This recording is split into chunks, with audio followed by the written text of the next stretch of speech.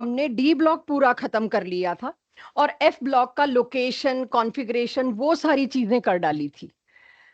तो बाकी और क्यों मेरे को एफ ब्लॉक लेना पड़ा आखिरी 20-25 मिनट में, क्योंकि ये पूरा नहीं हो सकता था, एक्चुअली ये लेना था। तो अब एफ ब्लॉक को एंड में मैं खत्म करूंगी। तो अपने चैप्टर के 3 हिस्से हैं। पहला हिस्सा डी ब्लॉक, उसकी जनरल प्रॉपर्टीज, उसकी एटॉमिक प्रॉपर्टीज या उसकी थोड़ी बहुत और वो oxidation states and catalytic property, वो सारा कुछ। वो हिस्सा खत्म करके आपकी एनसीईआरटी क्या कहती है? आपकी एनसीईआरटी कहती है ऑक्साइड्स और ऑक्साएनायन पढ़िए। ऑक्साइड्स के लिए मैंने आपको बता दिया, आप पी ब्लॉक से पढ़ लीजिएगा। और कुछ बहुत अच्छा ऑक्साएनायन के लिए एक पैराग्राफ दे रखा है एनसीईआरटी में, वो पढ़ना है। उसके बेसिस पे डीपीपी में बहुत से क्वेश्चंस भी हैं, वो मैं लोकेट भी करा दूंगी कौन से पैराग्राफ की बात कर रही हूँ, क्योंकि उसमें सिर्फ रटना है। तो सेकंड टॉपिक आपके पास according to your 12th boards NCERT JEE NEET सबके लिए सेकंड टॉपिक है आपके पास ऑक्साइड्स एंड ऑक्सा एसिड्स। ये आपका सेकंड टॉपिक है। थर्ड टॉपिक है एफ ब्लॉक। तो आज हम सेकंड और थर्ड दोनों खत्म करेंगे। Oxides and oxo anions is going to be important in redox titration. तो जब हम रेडॉक्स टाइट्रेशन रिवाइज करेंगे, हम सीधे उसके M1V1 N1V1 वाले वो वाले क्वेश्चंस करेंगे, जिसमें ऑक्सीडाइजिंग एजेंट और रिड्यूसिंग एजेंट एक दूसरे को कंप्लीटली रिएक्ट करा रहे हैं। उसकी थ्योरी सारी याद हो जाएगी, रिएक्शन उस वक्त कैसे आपको याद आएगा, बैलेंस इक्वेशन कैसे लिखेंगे, वो सारा आज हो जाएगा। तो उस हिस्से को 11th में किया था नहीं किया था, बैलेंसिंग की थी नहीं की थी, आज हम पूरी रेडॉक्स बैलेंसिंग भी करेंगे शॉर्टकट मेथड से। 11th में तो आपको वो 7 स्टेप करने पड़ते थे, आज वो भी नहीं करने, आपको डिफरेंट तरीके से शॉर्टकट से कराएंगे, क्योंकि ऑब्जेक्टिव में नोबडी इज गोइंग टू सी कि वो 7 स्टेप किए हैं कि नहीं किए। ऑब्जेक्टिव में तो डायरेक्ट आपने इंपोज करना है बैलेंसिंग को। अब ऑक्साइड्स का जो भी हिस्सा आपको मिलेगा, वो आपको इस चैप्टर की एनसीईआरटी में बहुत डीप दिया हुआ है। सबसे पहला ऑक्सो एनायन, मैं ऑक्साइड नहीं पढ़ रही, मैं पढ़ रही हूं ऑक्सो एनायंस।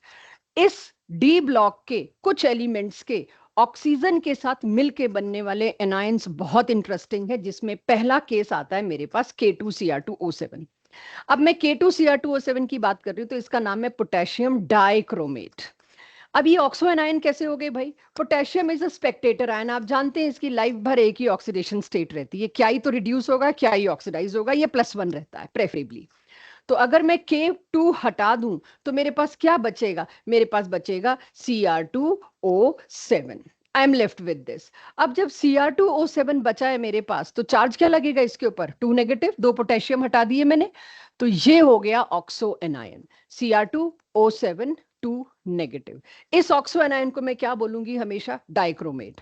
अब पोटेशियम डाइक्रोमेट के बजाय आपको डाइक्रोमेट भी बोला जाए तो you know we are talking about D block के ऑक्सो एनायन, जिसमें क्रोमियम उठाया, that's why heading says oxo anions या ऑक्सा एनायन, जो भी प्रोनाउंस कर लीजिए। सबसे पहले K2Cr2O7 जो इतना यूजफुल है केमिस्ट्री में, लैब में as a powerful oxidising agent, पूरी ऑर्गेनिक केमिस्ट्री में इसी के सहारे चलना है मेरा ऑक्सीडेशन, उसको लैब में प्रिपेयर कैसे किया जाता है? बोर्ड्स में सीधा क्वेश्चन आता है, क्रोमाइट और से K2Cr2O7 की प्रेपरेशन दीजिए। तो आपके पास क्रोमाइट और का फॉर्मूला पहले होना चाहिए, FeCr2O4। ये क्रोमाइट और है। क्रोमाइट और लिया, उसको सोडियम कार्बोनेट में अच्छे से डाइजेस्ट किया गया, रिएक्ट किया गया। उससे सोडियम कार्बोनेट की जगह आप चाहें तो पोटेशियम कार्बोनेट भी यूज कर सकते हैं, इसके बारे में थोड़ा डिस्कशन है जो मैंने अलग कलर से लिखा हुआ है। तो उससे क्या बनेगा? ऑफ कोर्स साथ में प्लेंटी ऑफ एयर तो है ही, उससे मुझे क्या मिलता है? Na2CrO4। मेरा प्रोडक्ट एक्सपेक्टेशन क्या है? Cr2O7। Cr2O7 का नाम क्या है बच्चों? डाइक्रोमेट। 2 क्रोमियम है इसमें, एक ही क्रोमियम है, तो ये है क्रोमेट। वो क्यों डाइक्रोमेट था? उसमें 2 क्रोमियम थे। ये क्यों क्रोमेट नाम दिया? इसमें एक क्रोमियम है। तो सबसे पहले स्टेप में क्या बन के तैयार हुआ मेरे पास? अगर मैंने सोडियम कार्बोनेट लिया तो सोडियम क्रोमेट, अगर मैं पोटेशियम कार्बोनेट लेती तो पोटेशियम क्रोमेट। ये तो स्पेक्टेटर आयन है। तो ये मेरे पास सोडियम क्रोमेट की येलो कलर की सोल्यूशन आई। कलर्स शुरू हो जाएंगे अभी और। तो अब ये आप कहो कि हमें इसका कलर ही नहीं पता, तो आप गलत हो जाओगे। ये आपको आज कलर बता दिया इसका येलो, और इसको रिप्रेजेंट हमने यहां ऐसे किया। अगर आप कल को ऐसे मिल जाए तो आप मना नहीं कर सकते। Sorry for this lag. आप मना नहीं कर सकते, आप तो इसका यूपीएससी भी दे सकते हो। क्रोमियम के साथ 4 ऑक्सीजन लीगेंड की तरह हैं, क्या प्रॉब्लम है? 2 नेगेटिव चार्ज है, उस 2 नेगेटिव को सेटिस्फाई करने Na2 आया, और मैं इसका IUPAC नेम भी आपसे एक्सपेक्ट कर सकती हूँ। तो आ जाएगा ना 8 क्रोमेट, आएगा ना 8। तो ये क्या है एक्चुअली? ये कोऑर्डिनेशन कॉम्प्लेक्स ही लग रहा है मेरे को, और है भी। कलर तो कोऑर्डिनेशन ही बनाता है भाई। कलर तो मेरे को जहां मिलेगा, ज्यादातर आपको पता है कोऑर्डिनेशन कंपाउंड्स मिलेंगे, डायरेक्टली दिखते हो ना दिखते हो। तो कल को K2Cr2O7 को भी कोई ऐसे लिख दे तो सोचना पड़ेगा, लेकिन एटलीस्ट इसको लिखा जा सकता है। मतलब हमसे बात किए बिना अपनी मन गढ़ंत मत लिखिएगा, राइट। चलिए, येलो कलर की सॉल्यूशन बन गई। अब इस येलो कलर की सॉल्यूशन के साथ मैंने क्या किया, what I am doing, I will be taking this yellow colour solution और इसको थोड़ा सा एसिडिक मीडियम दे दिया। इसका पीएच हमने थोड़ा डाउन कर दिया। एसिडिक मीडियम देने का मतलब क्या है? प्रोटॉन्स की प्रेजेंस। प्रोटॉन्स की प्रेजेंस देते ही वो येलो कलर के क्रिस्टल Cr2O7 डाइक्रोमेट बन गया। अब Na2 है कि K2 है वो बाद की बात है, बट इतना तो कह सकती हूँ सोडियम का डाइक्रोमेट बन के तैयार हुआ, और इसका कलर आया ऑरेंज। फास्ट ऑरेंज कलर, बहुत अच्छा ऑरेंज कलर आता है, कोई हल्का फुल्का नहीं। और ये जो मेरे पास सोडियम डाइक्रोमेट बन के तैयार हुआ, इसमें सिर्फ एक चेंज करना है, पोटेशियम लगा दो, मेरा टारगेट पूरा। K2Cr2O7 बनाना था। तो हमने पहले तो इस बात को बहुत ज्यादा एक्सप्लॉइट किया गया क्वेश्चंस में, किसमें पीएच चेंज से कलर चेंज होता है, या ऑरेंज से येलो, येलो से ऑरेंज करना हो तो आपको क्या पीएच चाहिए। अगर आपको क्रोमेट से डाइक्रोमेट बनाना है तो एसिडिक मीडियम दीजिए। येलो से किस में जाएगा? ऑरेंज। ये ऑरेंज सॉलिड बनना है, ऑरेंज क्रिस्टल बनना है, और येलो क्या है? सॉल्यूशन है। अब उसमें बात आती है कि ठीक है, आपने बना लिया सोडियम डाइक्रोमेट, बट क्वेश्चन तो, टॉपिक तो था पोटेशियम डाइक्रोमेट बनाने का। तो पोटेशियम डाइक्रोमेट कैसे बनाओगे? लास्ट स्टेप में आके पोटेशियम को सोडियम के साथ डिस्प्लेसमेंट रिएक्शन कराएंगे, तब जाके मेरा पोटेशियम डाइक्रोमेट बनता है। तो ये मेरे पास पोटेशियम डाइक्रोमेट के ऑरेंज कलर के क्रिस्टल आए, ये मेरी प्रेपरेशन है। बोर्ड में आई 1 या 1.5 नंबर की पूरी लिखनी पड़ेगी। अब सवाल ये आता है इस सारे में कि इतना लंबा काम किया, अगर शुरू से ही आपने K2CO3 ले लिया होता तो कम से कम आप यहां पर K2Cr2O7 दे रहे होते, एक स्टेप बचाना चाहिए था आपको।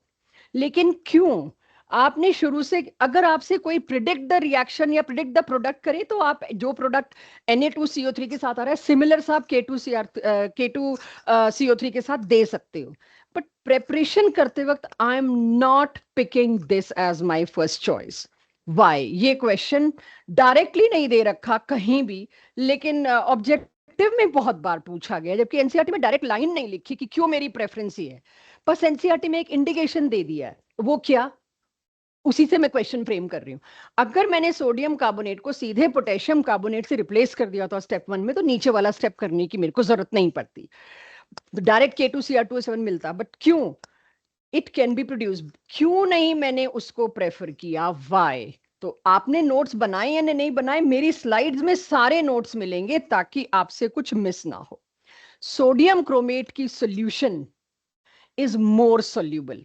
आपको मैंने बताया यहां पर येलो कलर वाली सॉल्यूशन जो बनी है सोडियम क्रोमेट की, this, it is more soluble.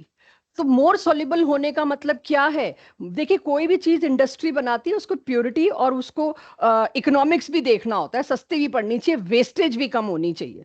अगर आपने यहां पर सोडियम क्रोमेट के बनाने के बजाय सीधे K2CO3 दे के पोटेशियम क्रोमेट बना लिया होता, पोटेशियम क्रोमेट इतना अच्छा सॉल्युबल नहीं है, आपकी टेस्ट ट्यूब में क्रिस्टल बच के वेस्ट होने थे। वो सॉल्युबल ही नहीं है, तो सारा का सारा आप अलग करके उससे sodium dichromate potassium dichromate convert ना कर पाते, हो तो जाता ही। अभी भी कोई मेरे को कहे इस पूरी चेन में K2CO3 लगाओ, मैं लगाऊंगी और प्रोडक्ट वही बनेगा, बट ईल्ड बहुत खराब होगी।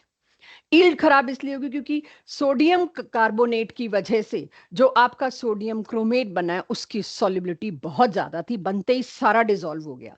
लेकिन अगर आप यहां पर पोटेशियम क्रोमेट बनाते, वो कम सॉल्युबल था, वो वेस्ट हो जाता, ईल्ड पुअर होती। मैन्युफैक्चरर्स कभी इस मेथड को प्रेफर नहीं करते, इसीलिए इस मेथड में मैं सीधे पोटेशियम कार्बोनेट लेना प्रेफर नहीं करती। एक प्रेपरेशन पूरी, इसका टेक अवे है पीएच।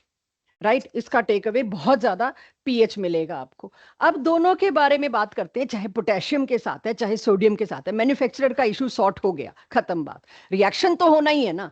क्रोमेट और डाइक्रोमेट में फर्क देखिए आप, तो आपको अब ये पता होना चाहिए, रिवर्स में भी आपसे पूछ ले तो डरने वाली बात नहीं है, चेक। क्रोमेट को आपने एसिडिक मीडियम दिया तो रिएक्शन किधर जाएगा, इस साइड, और मेरा येलो कलर जो बदलेगा वो ऑरेंज में बदलेगा। तो यहां बस ये ध्यान रखिएगा, क्रोमेट को डाइक्रोमेट लेके जाना है तो आप पीएच कौन सा दोगे, बेसिक। ये देखना, ये मैंने, हाँ बिल्कुल, अब ये डाइक्रोमेट से मैंने क्या कर दिया, क्रोमेट। क्रोमेट से डाइक्रोमेट लाना है तो क्या करना पड़ता है, एसिडिक। तो ये उल्टा पुल्टा याद रहेगा, येलो से ऑरेंज, ऑरेंज से yellow, yellow is a solution, orange is crystals. ये भी ध्यान रखना, कई बार इस छोटी छोटी चीज पे अटक जाते हैं। तो क्रोमेट और डाइक्रोमेट का स्ट्रक्चर, स्ट्रक्चर आपके पास, इवन एनसीईआरटी ने भी येलो वाले को येलो कलर में बनाया और ऑरेंज वाले को ऑरेंज कलर में बनाया कि आपको देख के याद रहे। एक बहुत इंपॉर्टेंट चीज, ये स्ट्रक्चर तो बनवाएंगे नहीं मुझसे, इसमें याद होगा तो क्या क्या पूछ सकते हैं, क्या ये स्टेटमेंट सही लिखी है मैंने, इसके अंदर एक ही टाइप का क्रोमियम ऑक्सीजन बॉन्ड है, इसमें दो टाइप के हैं, क्यों लिखा है मैंने एक ही टाइप का, रेजोनेंस। आपको पता है कभी डबल बॉन्ड, कार्बोनेट आयन भी तो यही था, बस अब क्रोमेट है। कार्बोनेट आयन में आप जब ऐसा कुछ बनाते थे कि दो ऑक्सीजन है, दोनों पे नेगेटिव चार्ज और एक यहां पर, आप एंड में इसी रिजल्ट पे आते कि तीनों का बॉन्ड ऑर्डर तो जी सेम ही आया है, बॉन्ड तो तीनों सेम है, रेजोनेट करके सारे ही बॉन्ड 1.3 हैं कि बेंजीन में भी आप देखते हो। तो इसमें एक ही टाइप के बॉन्ड्स होंगे, यस। दूसरी चीज, येलो कलर तो है, कोई मेरे को बताएगा क्रोमियम की ऑक्सीडेशन स्टेटस में, डी ब्लॉक है, बिना ऑक्सीडेशन स्टेट के कैसे चल लूं आगे, 6 की +6, हाउ मेनी अनपेयर्ड इलेक्ट्रॉन्स,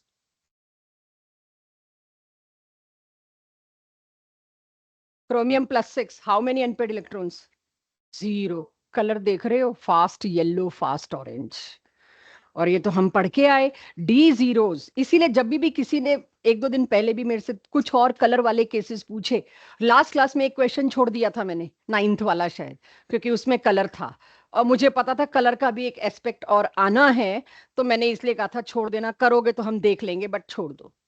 यानी कि डी जीरो भी कलर दिखाता है, और छोटा मोटा नहीं, one of the very fast colours. अच्छा, इसमें बताना क्रोमियम की ऑक्सीडेशन स्टेट, दोनों में बताना, उसमें तो बता दिया आपने, इसमें भी चेक करो, ये नेगेटिव साइन है इनके ऊपर, दो दो तो वो दो पर पहुंचा दिए, ये भी +6। तो क्या कलर की फास्टनेस में कोई कमी ही नहीं है, कोई पेल येलो शेलो नहीं है, व्हाइट भी नहीं है कलरलेस के बराबर, ऑरेंज और येलो कलर्स। तो अब यहां पर कलर को लेके भी एक एंगल ओपन होगा, बट मेनली पहले तो ये देखिए, क्या इस स्ट्रक्चर से इस स्ट्रक्चर पे पहुंचना पीएच बेसिक, पीएच एसिडिक करके आपको याद हो गया, आज के टेस्ट में एक्सप्लॉइट होगी ये बात। इसके अंदर 2 टाइप्स के बॉन्ड हैं, ये तीनों तो रेजोनेट करेंगे बच्चों, ये तीनों भी रेजोनेट करेंगे, ये किसी एंगल से रेजोनेंस में पार्टिसिपेट नहीं कर सकता। क्रोमियम और ऑक्सीजन एक बॉन्ड तो होगा, सिंगल बॉन्ड, बॉन्ड ऑर्डर 1। ये वाला जो तीनों बॉन्ड है, इनका बॉन्ड ऑर्डर अलग होगा, 1 से थोड़ा बड़ा होगा। तो डाइक्रोमेट में 2 टाइप्स ऑफ बॉन्ड है और क्रोमेट में 1 टाइप ऑफ बॉन्ड है। इलेक्ट्रॉन्स दोनों के अंदर डी में 0 हैं, दोनों की ऑक्सीडेशन स्टेट +6 है। Can you memorise now? K2Cr2O7 क्यों पढ़ना इतना जरूरी है, इसकी क्या खूबी है? इसकी खूबी है, it is one of the very strong oxidising agent. अब जैसे ही ऑर्गेनिक शुरू होगी आपको बताएंगे, अल्कोहल से सीधा एसिड बनाना है, K2Cr2O7 दे दो, एल्डिहाइड से एसिड बनाना है, K2Cr2O7 दे दो, ईथर से बनाना है, किसी भी चीज से बनाना है, उठा के पहला, और आपको रोकना पड़ेगा हमें कि कोई K2Cr2O7 नहीं बोलेगा, उसके अलावा बोलो। फिर आप सोचोगे हाँ ओजोन भी तो बोल सकते थे, ओजोनोलिसिस किया, या याद होगा वो ट्री फिशन, वाई फिशन वाला। फिर हम लाएंगे नहीं, आयोडोफोम रिएक्शन बोलो, क्यों हर बार K2Cr2O7 बोलते हो, इतना इजी हो जाएगा। तो K2Cr2O7 is strong oxidising agent. ये सारी अब आपने रेडॉक्स की बैलेंसिंग में पूरी जो एक डीपीपी मैंने दी थी वो सारी आज आ जाएगी डीपीपी, ऑल क्वेश्चंस बैलेंसिंग की और टाइट्रेशन की। वो क्या, जब भी आपसे कोई कहे K2Cr2O7 रिएक्ट कैसे करता है, उसकी लाइफ में सिंगल रिएक्शन है, सिंगल बिहेवियर है, वो है ये। अगर आप K2Cr2O7, K2 इसलिए हटा रही हूँ स्पेक्टेटर आयन है, उसको एसिडिक मीडियम देते हो, एसिडिक मीडियम, रिमेंबर बैलेंसिंग में हमेशा हमें बताना पड़ता है एसिड, और एंड में जाके तुम 14 लेके आते थे।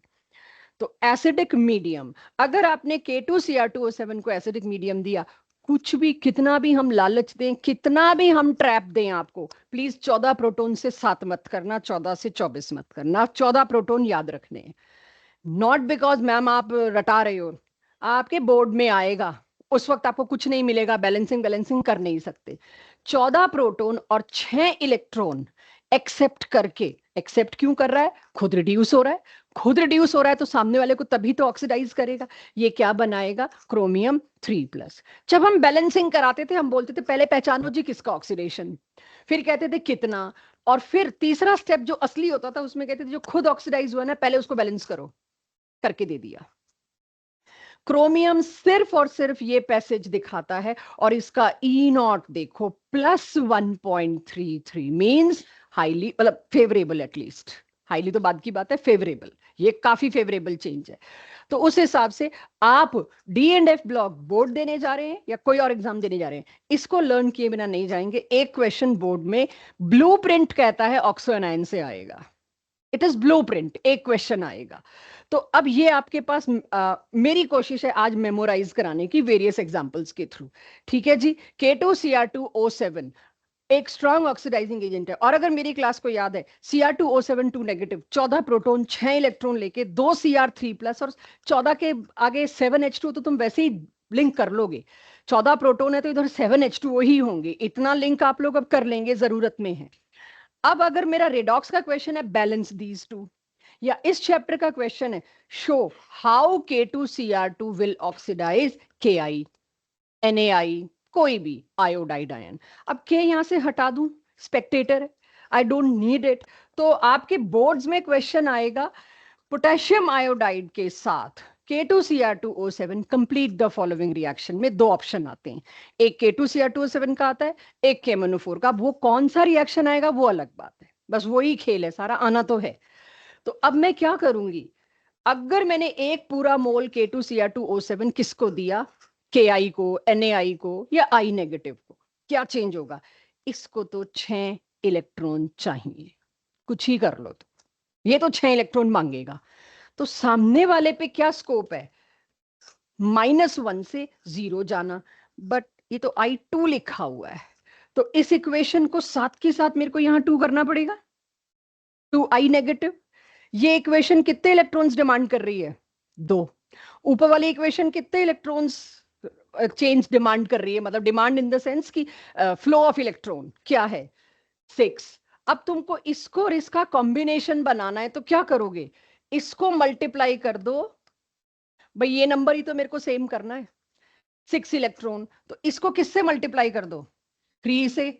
उसको करने की जरूरत नहीं, बट अगर कोई कहे करना ही करना है तो 1 से, ठीक है। 6 इलेक्ट्रॉन्स दोनों के इक्वल कर दिए, ओवरऑल इक्वेशन लिखी। देखिएगा मेरे साथ, मैं इसकी ओवरऑल इक्वेशन लिख रही हूं, ये मेरी वो रेडॉक्स चैप्टर की बैलेंसिंग है। यहां कितना लिखूं, 6I negative, 6 iodide plus 14 proton as it is बिना हिलाए, 6 इलेक्ट्रॉन कट जाएंगे क्योंकि यहां पर मैंने 6 इलेक्ट्रॉन इधर लिखा है, इधर कितने इलेक्ट्रॉन लिखने चाहिए थे बच्चों, 2 इलेक्ट्रॉन्स। एक आयोडाइड माइनस एक I 0 में बना रहा है, बट I2 बनने के लिए 2 आयोडाइड लगने जरूरी हैं, 2 आयोडाइड 2 इलेक्ट्रॉन रिलीज करके एक I2 बना रहा है। तो जब मैंने 3 से मल्टीप्लाई किया तो ये 2 भी क्या हो जाएगा, 6 इलेक्ट्रॉन दोनों साइड कट जाएंगे, और मेरे पास प्रोडक्ट साइड में क्या बचेगा, 2Cr3+ प्लस 7H2O और 3I2। ये बोर्ड का 1 मार्कर क्वेश्चन है, कंप्लीट द फॉलोइंग रिएक्शन या show how K2Cr2O7 reacts with Ki, NaI और आयोडाइड ऑक्सीडाइजेस। इस तरह से ओवरऑल बनाना है। अब मेरी क्लास बिना पेन उठाए, बिना कॉपी में जाए, मुझे आयरन वाले के साथ बना के बताए तो ओवरऑल इक्वेशन किससे मल्टीप्लाई करना, बस यही बता देना, 6 से करना पड़ेगा क्योंकि एक ही इलेक्ट्रॉन है। ऊपर की इक्वेशन अनटच्ड, नीचे वाली में क्या करोगे?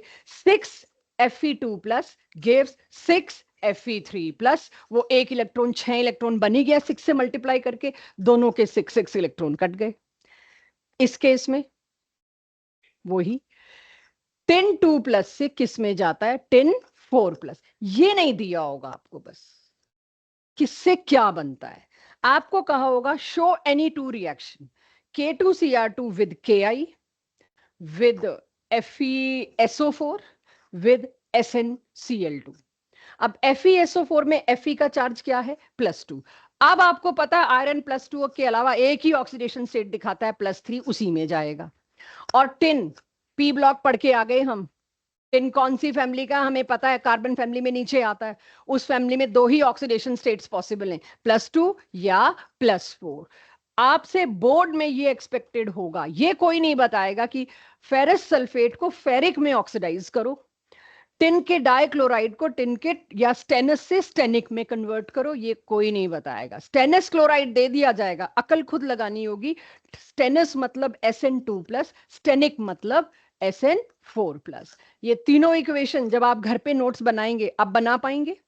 आपने बताई दिया इसमें 6 से मल्टीप्लाई करना है, इसमें 3 से मल्टीप्लाई करना है। अब मैं आ जाती हूं, मतलब मैंने अलग से एक केस दिखा दिया है ताकि जो ना समझ पाए साफ सुथरे नोट्स देख के एक बार ऐसे प्लस होता हुआ देख के समझ जाएंगे। आपको ऐसे ही करना चाहिए अगर बोर्ड्स में एक में से एक नंबर लेना है और ये इंप्रेशन डालना है सामने चेक करने वाले इंसान पे कि मैं हर क्वेश्चन को बहुत सलीके से करने वाला इंसान हूं, तो ऐसे कर देना please. It gives an impression. और सब्जेक्टिव चेकिंग ह्यूमन चेकिंग है, वहां एक आपको नैरेटिव तो सेट करना पड़ेगा कि टीचर को पता चले एक अच्छे बच्चे की कॉपी चेक हो रही है। Please show like this wherever you show these question, इसमें गलती का चांस भी कम है। चलिए अगला आपको कह दिया जाए सल्फाइड टू सल्फर। अब ऐसे सल्फाइड टू सल्फर मैं दे रही हूं, वहां क्या मिलेगा? K2Cr2O7 का रिएक्शन विद सल्फाइड। अब वो सल्फाइड कैन बी H2S अक्सर। अब आपको ये सोचना है इससे क्या बनता है, ये आपका सिर दर्द होगा। H2S को अगर आप K2Cr2O7 देते हो, आपको याद होना चाहिए उससे सल्फर ही बनता है, ये हेल्प नहीं की जाएगी आपकी। तो सल्फाइड -2 से सल्फर 0, राइट। अब बताइए कितने इलेक्ट्रॉन्स का लेन देन है? 2। तो 2 वाले तो कितने ही कर लिए तुमने, वही आयरन वाला ही तो केस है। अगेन इसको किससे मल्टीप्लाई करूंगी? वो 6 इलेक्ट्रॉन कट जाएंगे, सम लिख देना यहाँ पे, ये होगा आपका काम। तो K2Cr2O7 क्लियर हो गया सबको? ये मैं आपको करा के ही आ गई। अभी वर्बली आपने उन लोगों ने मेरे को करके बता दिया कि इसमें किससे मल्टीप्लाई करना है, इसमें किससे मल्टीप्लाई करना है। FeSO4 मैंने दिया, आप अपने आप इस FeSO4 में क्या करोगे? Fe2 प्लस से Fe3 प्लस का conversion is your memory plus. K2Cr2O7 को 14 प्रोटॉन 6 इलेक्ट्रॉन लगेंगे ताकि वो 2 क्रोमियम +3 बनाए और 7 वाटर बनाए। ये आपको रटा हुआ हो, आपकी पूरी रेडॉक्स बैलेंसिंग कवर हो जाएगी इसके अंदर। ठीक है, आगे चले।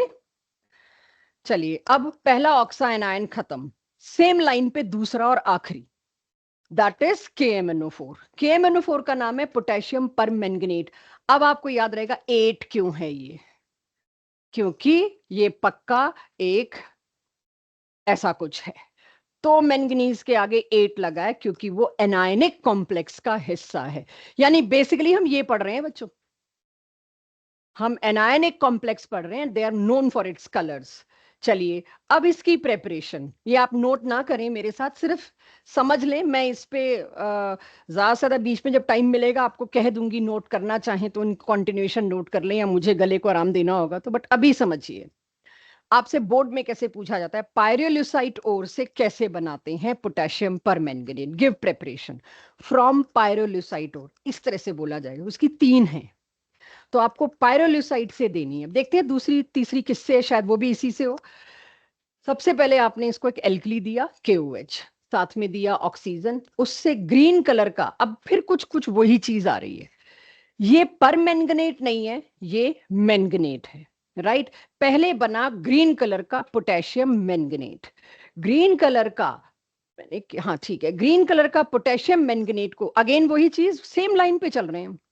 एसिडिक मीडियम दिया या स्लाइटली न्यूट्रल दिया तो मुझको कौन से कलर का KMNO4 मिल रहा है? That is purple colour. And साथ में MnO2 भी। ध्यान देने वाली चीज क्या है? Mn+6 से +7 में भी जा रहा है और +4 में भी। एक ही चीज ऑक्सीडाइज भी हो रही है और खुद ही को रिड्यूस भी कर रही है। उसको कहते हैं ऑटो ऑक्सीडेशन रिडक्शन या डिस्प्रपोर्शनेशन। तो KMNO4 की मेथड ऑफ प्रिपरेशन में second step is actually a disproportionation reaction. तो मेरे पास पोटेशियम मैंगनेट से पोटेशियम परमैंगनेट बना। ठीक है, चलिए अब पोटेशियम मैंगनेट से पोटेशियम परमैंगनेट तो बन गया, लेकिन क्या इंडस्ट्री भी ऐसे ही बनाती? क्या पता इसमें खर्चा ज्यादा हो रहा है या ट्रांसपोर्टेशन इशू आ रहा है, कोई केमिकल ऐसा है जो थोड़ा हैजार्डियस है, तो हम इसको इंडस्ट्रियल स्केल पे नहीं बना सकते क्योंकि उतनी प्रिकॉशन नहीं ले सकते। Lots of reasons. तो कमर्शियल मेथड कुछ कुछ तो वही है, लेकिन फर्क क्या है देखते हैं। ऑक्सीजन के बजाय वहां पर KOH के साथ O2 था, यहां KOH के साथ O2 के बजाय एक ऑक्सीडाइजिंग कॉम्प्लेक्स सॉल्ट ले आए। ये खुद ही ऑक्सीजन प्रोड्यूस कर देता है with in the reaction mixture. With in the reaction mixture को बोलते हैं इन सीटू। आपने बीकर में डाला या कंटेनर में डाला तो KNO3 का काम ही यही है, टूट के KNO2 बनाएगा और साथ में ऑक्सीजन नेसेंट रिलीज करेगा। और नेसेंट ऑक्सीजन से अच्छा सपोर्ट कुछ नहीं है। तो एनीवेज, इससे क्या बन के आया? फिर से वही काम तो वही है, एक चीज चेंज करिए, ऊपर O2 और नीचे KNO3। क्या बन के आया मेरे पास? मैंगनेट। अगेन मैंगनेट से पर मैंगनेट मैं pH चेंज करके नहीं कर रही इंडस्ट्री में, मैं किससे कर रही हूं? इलेक्ट्रोलाइटिक, इलेक्ट्रिसिटी के यूज से कर रही हूं, उससे कर रही हूं ऑक्सीडेशन, और उससे मुझे मिला पर्पल कलर का KMNO4। ये अगेन मेथड है, रटनी पड़ेगी। ये मेथड कमर्शियल है, यानी इंडस्ट्री बनाती है। फिर एक समस्या, मैंगनीज की ऑक्सीडेशन स्टेट +6। मैंगनीज की कॉन्फ़िगरेशन याद दिलाएंगे मेरे को? Mn25 3d5 4s2। कितने बचने चाहिए? 3d1। ठीक है, कलर दिख रहा है ग्रीन, राइट, एग्री कर गए। वो लीगेंड्स हैं ऑक्सीजन, उन्होंने जितनी भी CFSE करी होगी उसके हिसाब से मेरे पास आ गया। कॉन्फ़िगरेशन D1 है, कलर ग्रीन है। D0 and see the colour purple. D0 होते हुए भी मेरे पास एक बहुत ही फास्ट कलर आया पर्पल। यानी मैंगनेट से पर मैंगनेट जाने के लिए या तो मैं pH कर दूं एसिडिक, या मैं कर दूं इलेक्ट्रोलाइटिक ऑक्सीडेशन। राइट, ये याद रखेंगे आप लोग। कलर्स तो खैर आपको याद रखनी है। तो अब कुछ कुछ और आपके कलर्स वाले सवालों के जवाब जो मैं कोऑर्डिनेशन कंपाउंड में नहीं दे पा रही थी, मैं यहां दूंगी। धीरे धीरे अब आपको और कंपाउंड्स के कलर भी याद होते जाएंगे। You will feel little comfortable कि कलर्स आ गए। इतना समझ आ गया? अब अगेन अगला काम मैंने K2Cr2O7 में जो किया था वही करूंगी, बट उससे पहले भूल गई थी, एक लैब मेथड भी है। ये लैब मेथड है। लैब मेथड में MnO2 नहीं लिया मैंने। MnO2 में Mn की ऑक्सीडेशन स्टेट +4 होनी थी। अगर कहीं से आपको मैंगनीज के +2 वाले सॉल्ट्स मिल गए, उससे भी आप KMNO4 बना सकते हैं। ये प्रिपरेशन है। NCERT से उठाइए, कहीं बाहर से नहीं उठाई। 3 प्रिपरेशन है, जो भी पूछी जाएगी उसमें से आपको एक प्रोड्यूस करनी होगी। ऑब्जेक्टिव में तो तीनों ही एक ऑप्शन में डाल के पूछ लेंगे, इनमें से कौन कौन सी मेथड ऑफ प्रिपरेशन है। ऑल ऑफ दीज, या वो नीचे कॉम्बिनेशन बनाने हमें आते हैं। तो आनी तो तीनों ही चाहिए, राइट। नाउ देखिए और बताइए क्या क्या लिखा है मैंने। KMNO4 दिख रहा है सबको? KMNO4, और यहां पर मैंने क्या बना रखा है बताएं मेरे को दोनों के बारे में। ये तो आपका क्या है? मैंगनेट। ये क्या है? परमैंगनेट। मैंने ऊपर क्या लिख दिया है KMNO4? इसकी जगह क्या लिखना चाहिए था बच्चों? बस एक 2 रह गया शायद, है ना? दिस जी, K2MnO4, और वो हो गया मेरे पास KMNO4। स्ट्रक्चर पे निगाह डालना जरा, बहुत ही इंटरेस्टिंग। ये D1 है, ये एक इलेक्ट्रॉन इस पे अनपेयर्ड छूटा हुआ है। दिस 1 इलेक्ट्रॉन इज अनपेयर्ड, इसीलिए K2MnO4 पैरामैग्नेटिक देखा गया। मैग्नेटिज्म वो आप D1 से भी बता लोगे, कोऑर्डिनेशन करके आयो, प्रॉब्लम नहीं है। लेकिन स्ट्रक्चर में अगर आपने एक अनपेयर्ड इलेक्ट्रॉन आइडेंटिफाई नहीं किया तो गलती हो सकती है आपसे। ये अनपेयर्ड इसके अंदर छूटा हुआ है, ठीक है, पैरामैग्नेटिज्म। इसमें चेक। D0 है, डायमैग्नेटिक होगा लेकिन कलरलेस नहीं। तो यानी आज मुझे पता चल रहा है कि जो हम आंख बंद करके कहते थे ना स्कैंडियम 3+ सॉल्ट्स आर वाइट, अब मिलेंगे एक question, why scandium 3+ salts are white, क्योंकि उसमें D0 होता है। Why copper 2+ salts are white, क्योंकि उसमें D10 होता है, एक भी अनपेड इलेक्ट्रॉन नहीं है। D9 D10 कुछ भी ऐसे घुमा फिरा सकते हैं, मतलब नॉट ओनली कॉपर, आपको जो भी 0 मिल रहा है, जो भी 10 मिल रहा है, उसमें आंख बंद करके हम कलरलेस बोला करते थे, अब नहीं। आ गए दो दो केस, एक K2Cr2O7, एक KMnO4, they are not colourless, they also show colour. इसके रीजन पे आएंगे, बट अभी इतना पता लग गया सब बच्चों को स्ट्रक्चर क्या होता है, याद हो जाएगा स्ट्रक्चर। अब लास्ट चीज, इसके बाद थोड़ा सा मैं आपको टाइम दूंगी नोट करने का, जहां छोड़ा था वहीं से, बट एक बार इसको क्लोज कर लेते हैं, छोटा नहीं है, इसी के चक्कर में मैंने नोट नहीं कराया, यहां फ्लो चाहिए मेरे को। जो ये वाली इक्वेशंस K2Cr2O7 में भी बहुत इजीली समझ आ गया, क्योंकि आप नोट करने में नहीं थे, यहां सुनने में थे। अब आ जाते हैं KMnO4, नहीं एसिडिफाइड KMnO4, जो क्लास 10 से आप ऑक्सीडाइजिंग एजेंट के नाम पे जानते हैं।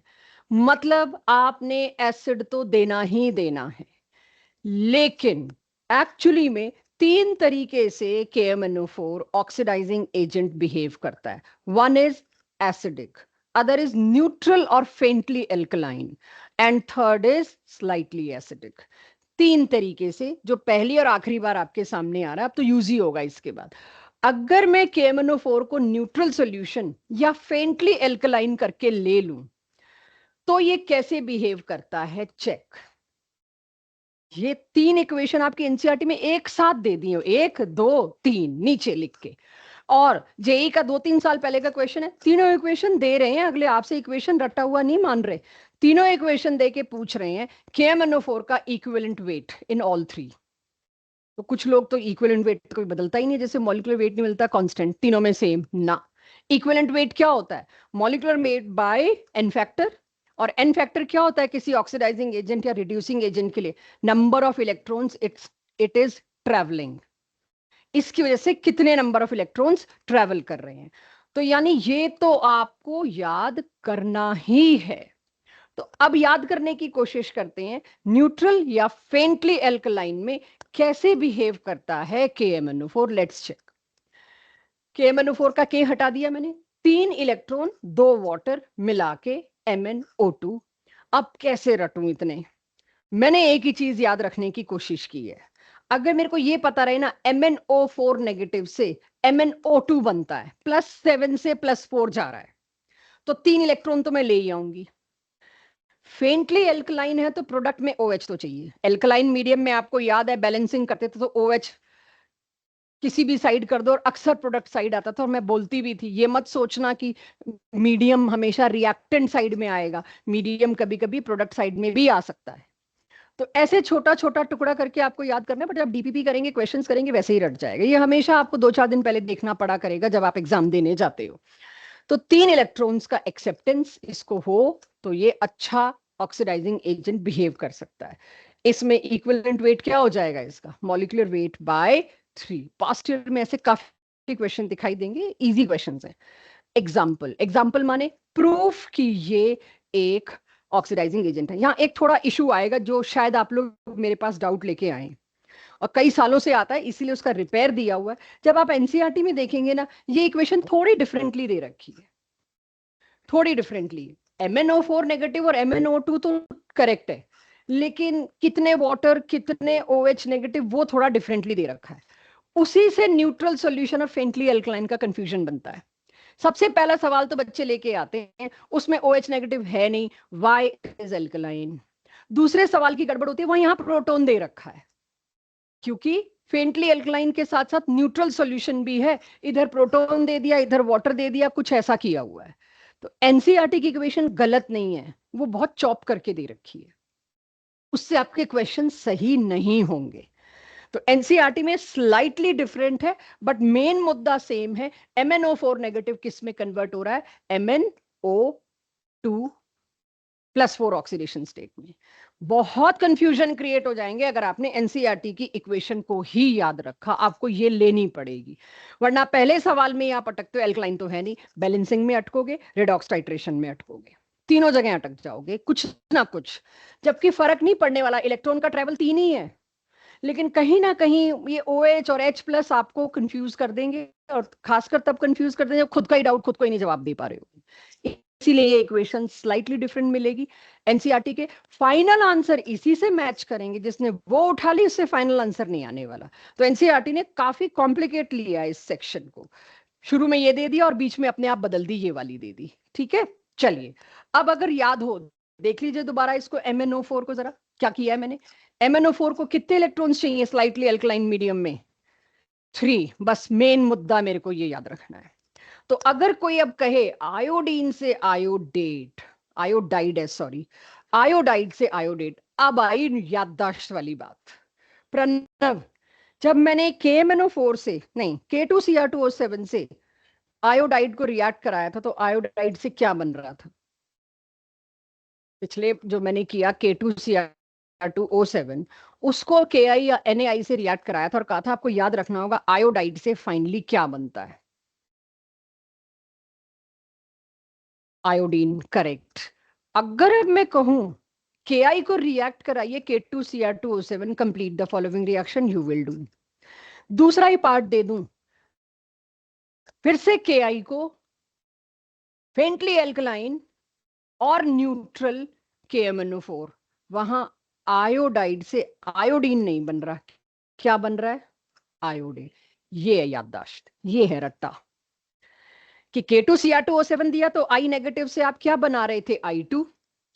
KMnO4 that to cell slightly alkaline में दिया तो उससे क्या बन रहा है, I2 नहीं बन रहा, और आगे जा रहा है मामला। ऑक्सीडेशन स्टेट बताएंगे आयोडीन की, अनहर, आयोडीन की ऑक्सीडेशन स्टेट, पेन पेपर की जरूरत नहीं है, +5, इज शी करेक्ट, एब्सोल्युटली। यहां -1 से +5 जा रहा है, और K2Cr2O7 में -1 से 0 जा रहा था, ये आपको याद करना है। काश कोई ये दे दे आयोडाइड से आयोडेट, नहीं, ये एनसीईआरटी की हेडिंग है तो मैंने एज इट इज लिख दी, आयोडेट आपको याद होना चाहिए। चलिए बताइए मेरे को क्या करूं, चेक, किस किस से मल्टीप्लाई करूं, किस किस को। जब आपको ये पता है 3 इलेक्ट्रॉन ये तो रटे रटाए हैं मेरे, अब यहां पर -1 से आप किस स्टेट में लेकर आए, +5, कुल मिला के कितने इलेक्ट्रॉन्स का इन्वॉल्वमेंट होगा, ट्रेवल होगा, 6 इलेक्ट्रॉन छोड़ेगा ये। पहले -1 से 0 आया और फिर 0 से +5 आया, 6 इलेक्ट्रॉन। तो इसको किससे मल्टीप्लाई करना पड़ेगा, दैट्स इट, आ गई बैलेंस्ड इक्वेशन नीचे।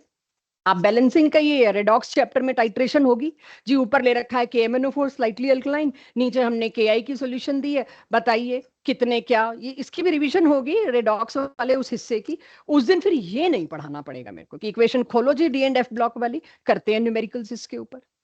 आपको एन फैक्टरी तो चाहिए होता है, उसके अंदर और क्या चाहिए होता है, स्टोइकियोमेट्रिक कोफिशिएंट्स चाहिए होते हैं, क्लियर है ये बात। तो फेंटली अल्कलाइन में कितने इलेक्ट्रॉन्स का ट्रेवल, 3 का।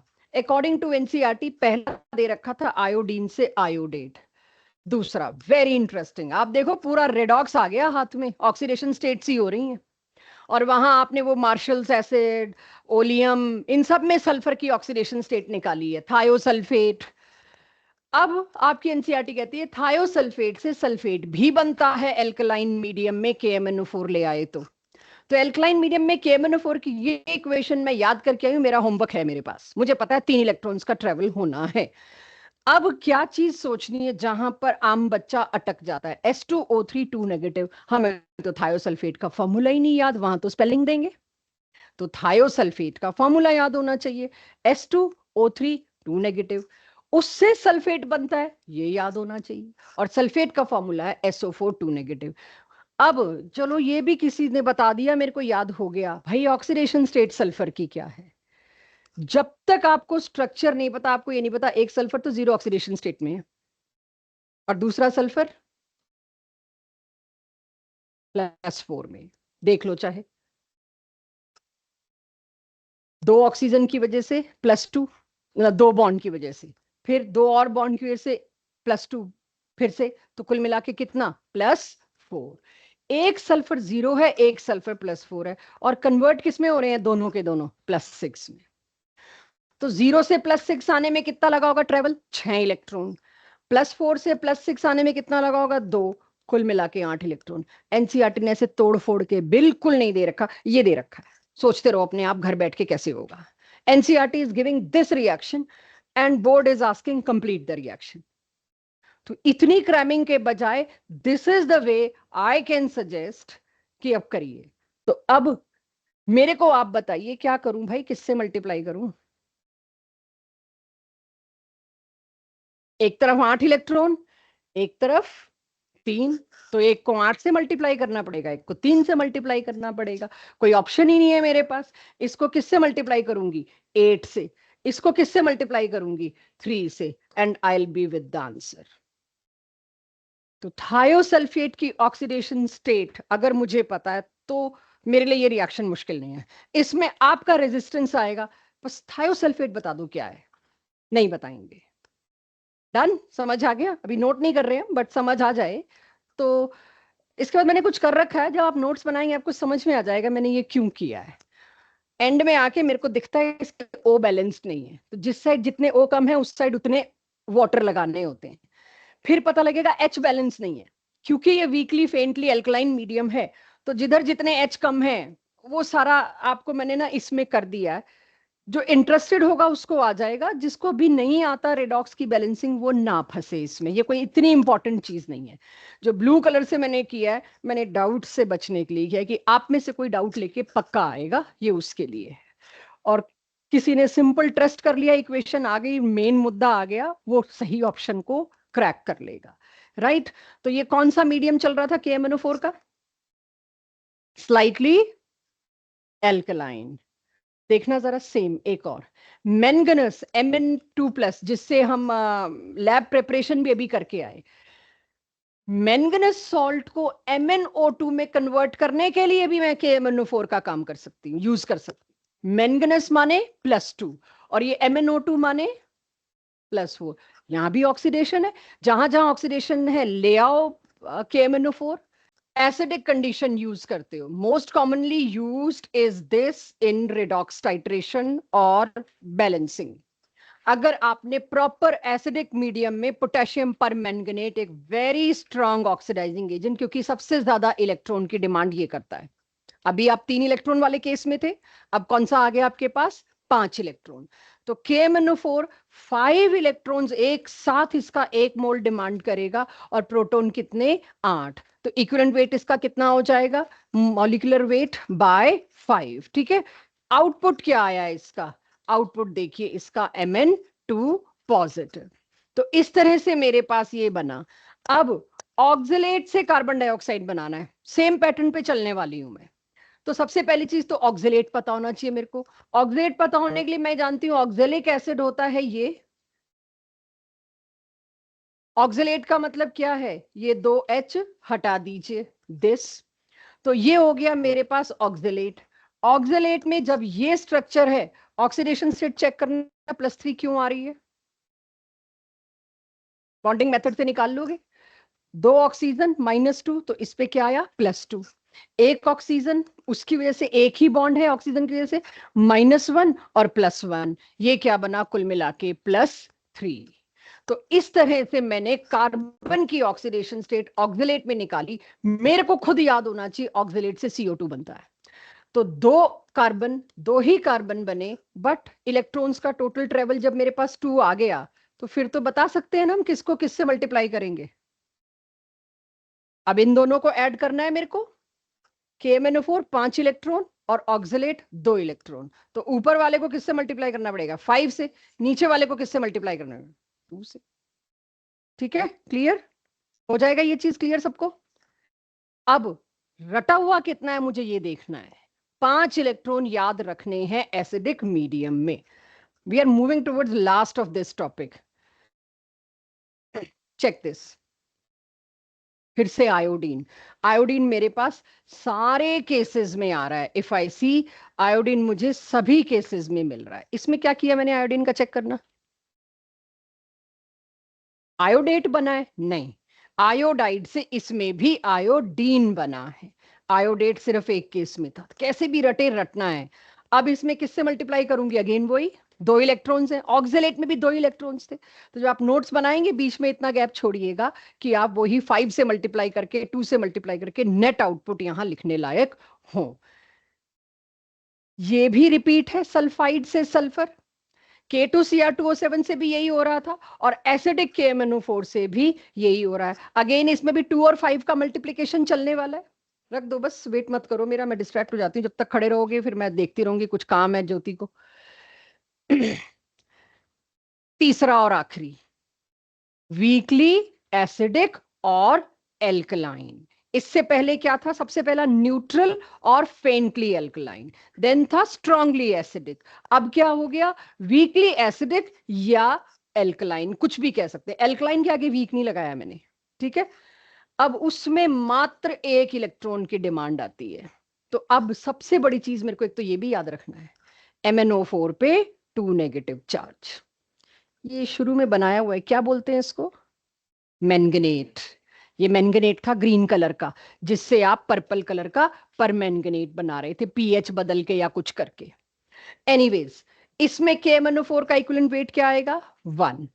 एक इक्वेशन दे रखी होगी अगर कहीं पर इसकी, वो एटलीस्ट वो खुद आप कर सकेंगे।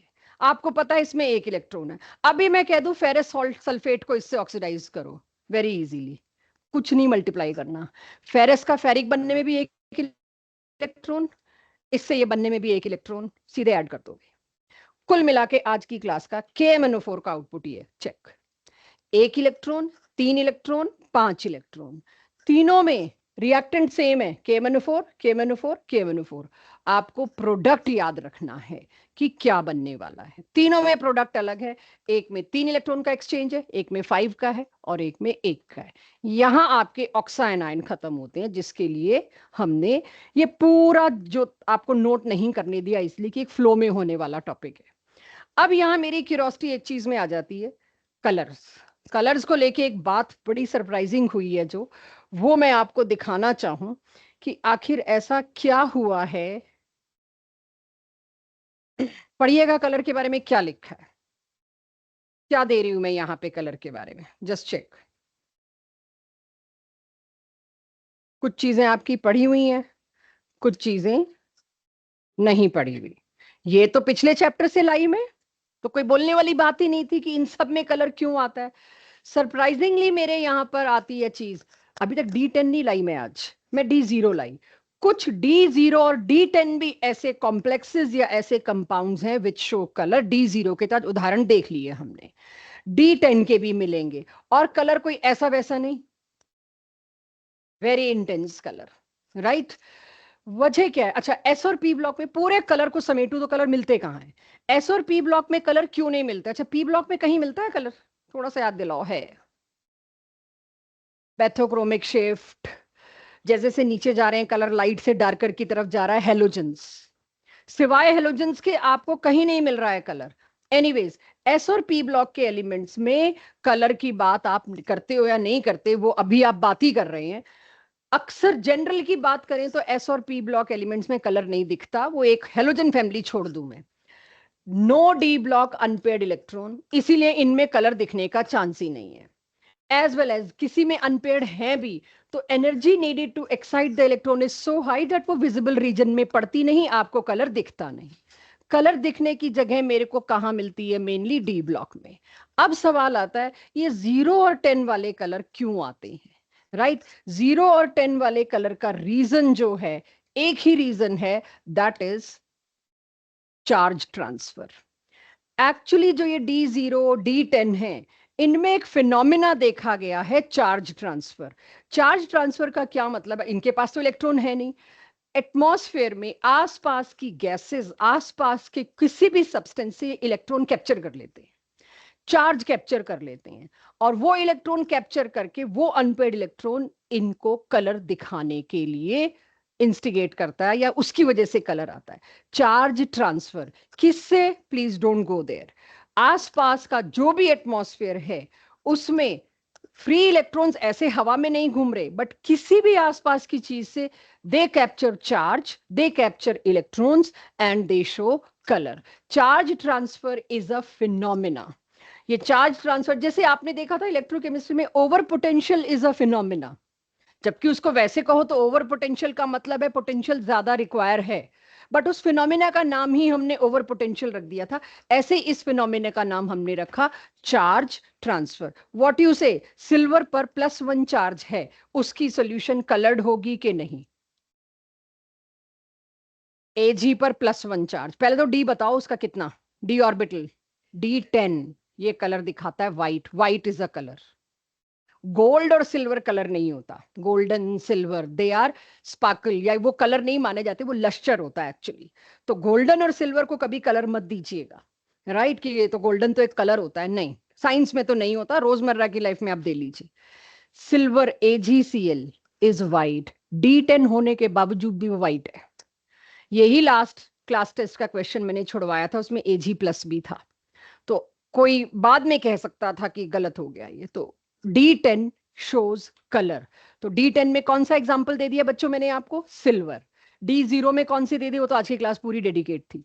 तो कलर को लेके थोड़ा थोड़ा थोड़ा आपके पास और आता रहेगा. इसके अलावा कोई ऐसी चीज आई कलर की जो आपको नहीं आती, मुझे जरूर बताइएगा कहीं भी किसी क्वेश्चन में. एक सेक्शन और रह गया कलर को लेके, that is practical inorganic chemistry, जहां पर आप कलर से कंफर्म करोगे कोबाल्ट प्रेजेंट है, निकल, जैसे निकल का DMG का एक टेस्ट हल्का फुल्का मैंने कोऑर्डिनेशन में बता दिया. आखिरी कलर्स वहां पहुंचेंगे, कुछ ज्यादा नहीं. क्लियर?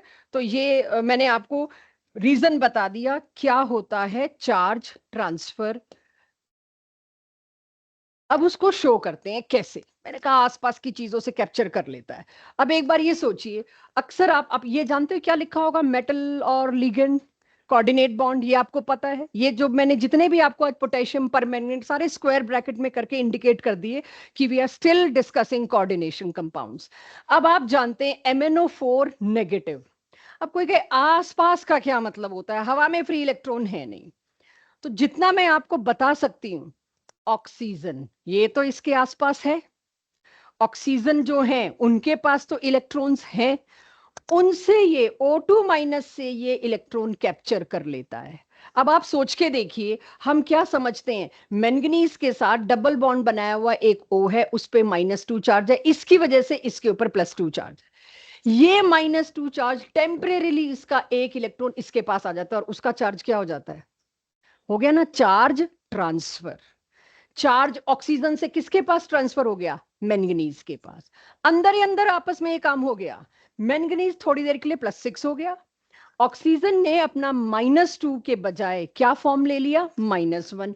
इलेक्ट्रॉन चार्ज इसको दे दिया, इसकी वजह से कलर आता है. ये है चार्ज ट्रांसफर फिनोमिना. इससे ज्यादा डीप चार्ज ट्रांसफर में आप नहीं जा सकते. अब इसमें कोई रूल्स एंड रिस्ट्रिक्शन नहीं है कि ऐसे कैसे आपने बॉन्ड बदल दिया, ऐसे कैसे इसका चार्ज बदल गया. Nothing asked. इनके इंटेंस कलर को एक्सप्लेन करने के लिए ये फिनोमिना लाया गया. इनमें अंदर ही अंदर आसपास के ऑक्सीजन से इलेक्ट्रॉन मांगने की टेंडेंसी थी, मांग लिया और कलर शो कर दिया. This is the meaning of charge transfer. ठीक है, ये आखिरी में मैंने लगाई है दोनों की दोनों DPP, दोनों की दोनों स्लाइड्स, क्योंकि NCERT में नहीं है, इसीलिए, और कोई वजह नहीं है. क्लियर? यहां तक किसी को कोई डाउट?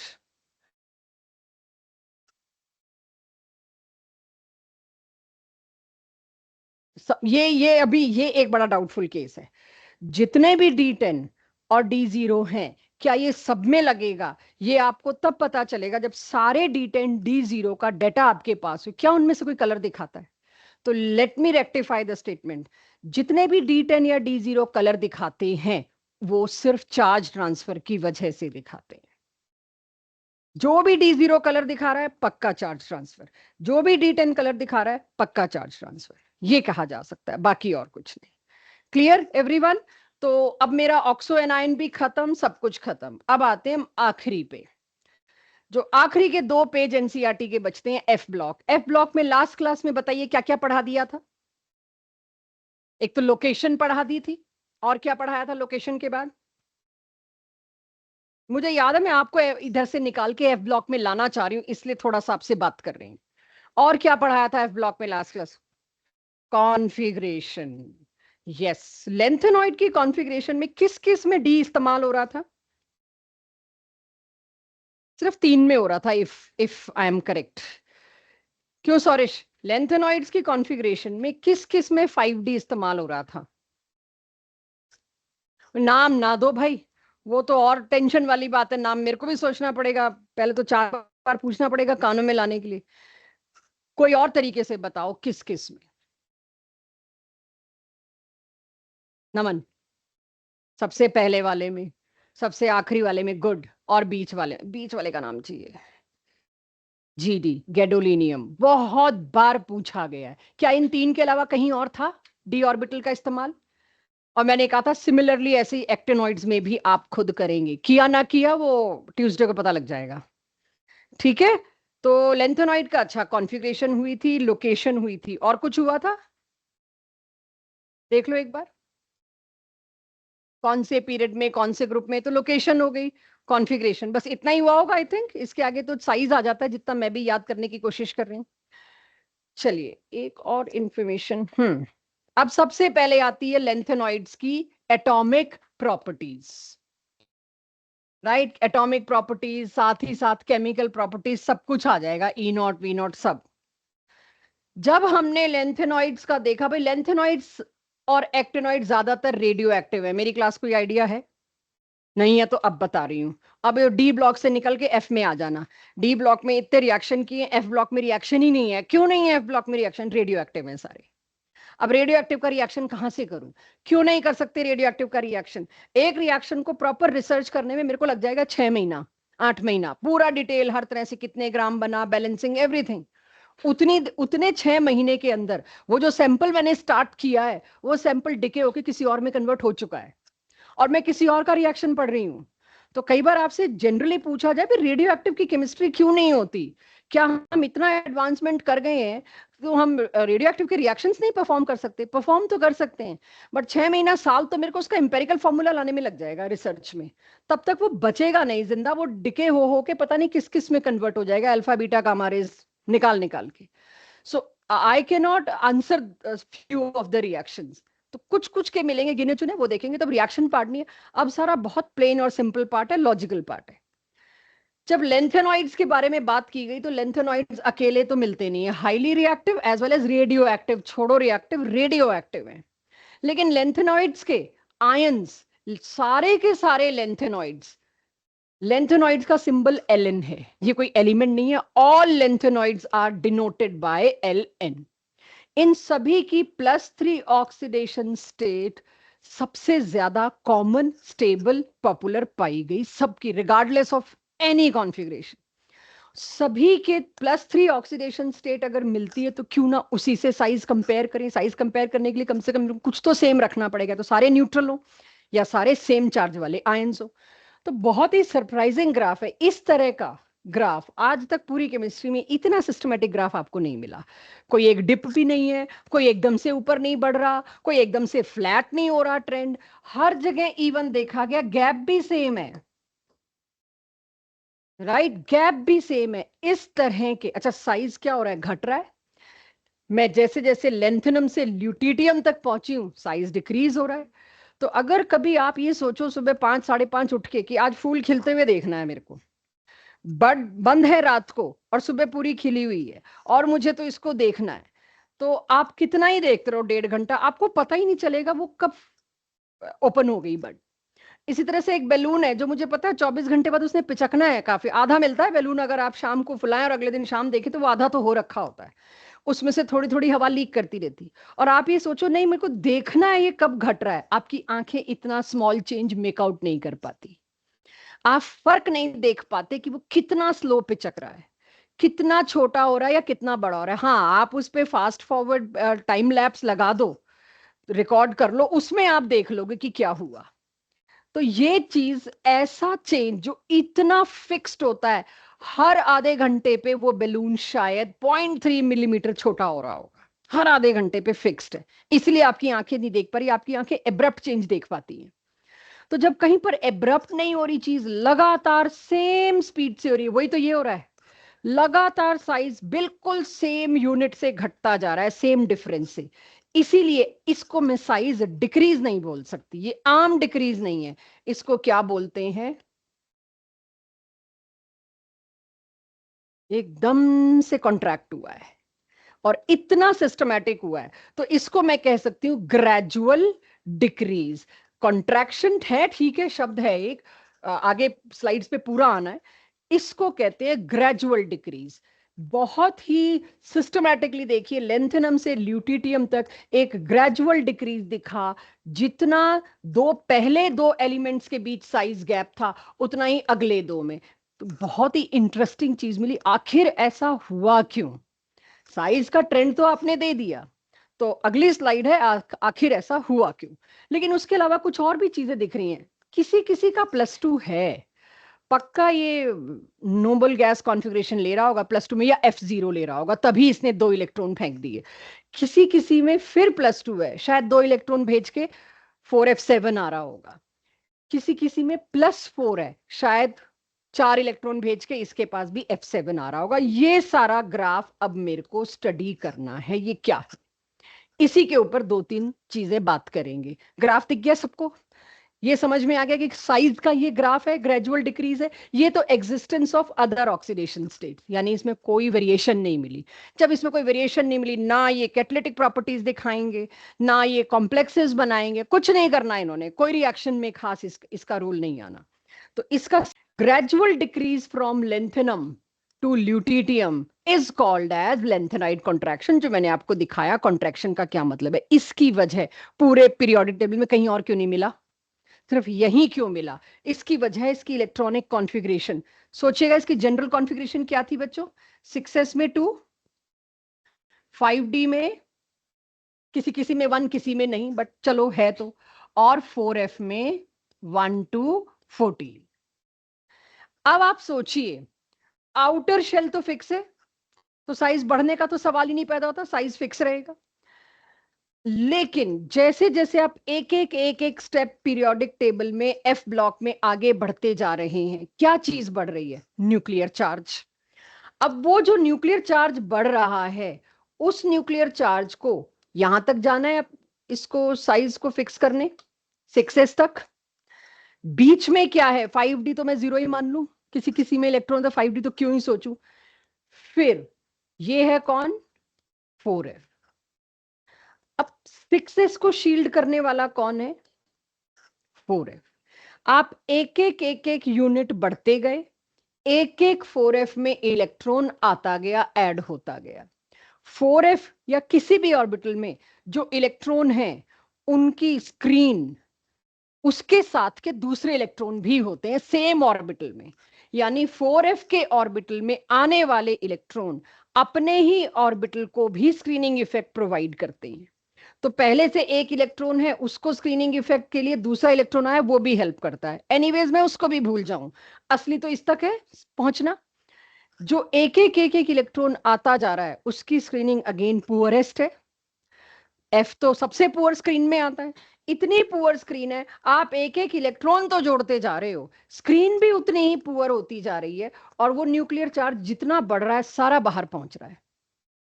अब पहले वाले में 58 एटॉमिक नंबर में न्यूक्लियर चार्ज बाहर तक कितना पहुंचा? 58। 59 वाले में कितना पहुंचा? पूरा 59। 60 वाले में कितना पहुंचा? पूरा 60। जब जैसे जैसे आप एक एलिमेंट में आगे जाते जा रहे हो, effective nuclear charge increases by 1 unit each in each case. जब हर केस में इफेक्टिव न्यूक्लियर चार्ज बढ़ ही 1 यूनिट रहा है, तो साइज भी शायद 4 पिकोमीटर घटेगा हर केस में। That's why I see such a gradual decrease. इसको लिखना नहीं आता आप लोगों को, बोर्ड्स में जब आ जाए तो मैंने लिख के दे दिया। लेंथेनम से ल्यूटिटियम तक effective nuclear charge increases by 1 unit. हर बार एक ही यूनिट इंक्रीज हो रहा है इफेक्टिव न्यूक्लियर चार्ज, बीच में रोकने वाले तो है ही नहीं कुछ। इसीलिए डिक्रीज इतना ग्रेजुअल मिला, इसीलिए इसको बोला जाता है लेंथेनॉइड कॉन्ट्रैक्शन। क्लियर इतना सबको? अब ये लेंथेनॉइड कॉन्ट्रैक्शन हो गया, आप पीरियोडिक, अब ये रिपीट है, थोड़ा सा मैं पढ़ा चुकी हूं पहले आपको, लेकिन रिवीजन हो जाएगा। लेंथेनॉइड कॉन्ट्रैक्शन अगर हो गया तो उसकी वजह से कॉन्सिक्वेंस क्या होता है? एक बार याद करें पीरियोडिक टेबल, जो लोकेशन लास्ट क्लास में पढ़ी थी हमने। इस वाले डब्बे में यहां और यहां आते हैं लेंथेनॉइड एक्टिनॉइड, इसके बाद शुरू होती है डी ब्लॉक की सीरीज। अगर आप ध्यान दें तो ये रही स्कैंडियम डी ब्लॉक की फर्स्ट सीरीज, फिर सेकंड सीरीज, फिर थर्ड सीरीज। आपको ये याद होना चाहिए सेकंड और थर्ड सीरीज के बीच में कौन आया? लेंथेनॉइड्स। तो सबसे पहला कॉन्सिक्वेंस, इसकी वजह से नेचर में क्या गड़बड़ हुई या क्या रिजल्ट हुआ लेंथेनॉइड कॉन्ट्रैक्शन का, यही वो 4F की पुअर स्क्रीनिंग थी, जिसकी वजह से फर्स्ट सीरीज से जब सेकंड सीरीज में जा रहे थे, टाइटेनियम से जिरकोनियम, साइज बढ़ा था, देयर वॉज एक्सपेक्टेड इंक्रीज। और अगर मैं जिरकोनियम भी छोड़ू, मैं वेनेडियम ले लेती हूँ, चलो ये भी छोड़ो, ये ले लेते हैं, कोई भी ले लो मतलब, तो साइज क्या हुआ? इंक्रीज। लेकिन जब मैं सेकेंड सीरीज से थर्ड सीरीज में जा रही थी, तब मेरे को क्या मिला? साइज का डिक्रीज या ऑलमोस्ट सिमिलर। सेकेंड और थर्ड सीरीज के साइजेस का ऑलमोस्ट सिमिलर होना, वाई? बिकॉज इन दोनों के बीच में आया था 4F, राइट?